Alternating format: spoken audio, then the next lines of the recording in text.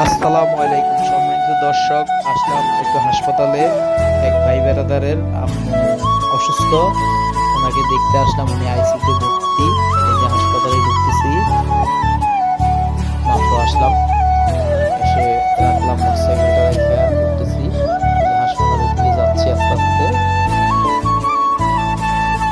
আসলে রাস্তা অনেক জ্যাম, আসতে অনেক দেরি হয়ে গেছে। ওনারে 4টা দেখা করতে হবে ওনার সাথে, এছাড়া দেখা করতে পারবো না, কারণ যেহেতু আইসিইউতে আছে, আইসিইউতে সবাই ঢুকতে পারে না।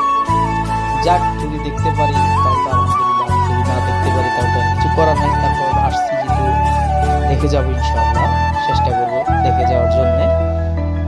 যাক, যাচ্ছি।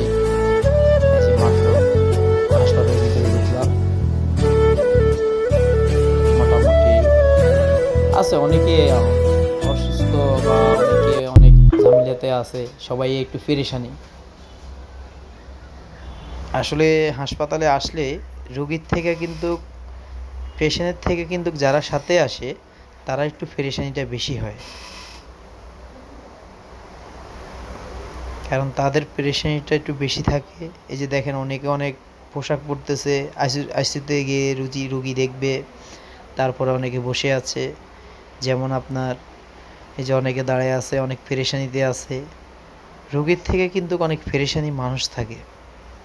যে আপনারা সম্মানিত দর্শক, আপনারা দেখেন, হাসপাতালে আসলে আসলে বোঝা যাচ্ছে। এই যে দেখেন, এমন জায়গায় বসে আছে সবাই, ফ্লোরে ফ্লোরে বসে সময় কাটাচ্ছে, ঘুমাচ্ছে।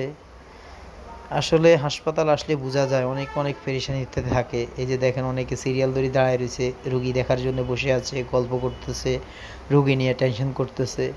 এই যে অনেকে বসে আছে অনেক কষ্ট করে। এই যে দেখেন আপনারা সম্মানিত দর্শক, আপনারা সবাই দেখেন, এই যে অনেক অনেক কষ্ট করে বসে আছে।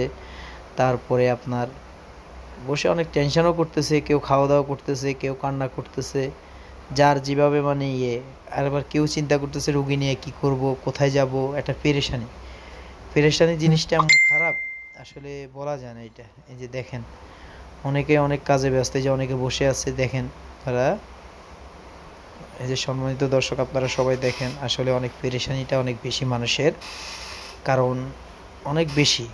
দেখেন, অনেকে অনেক কাজে ব্যস্ত।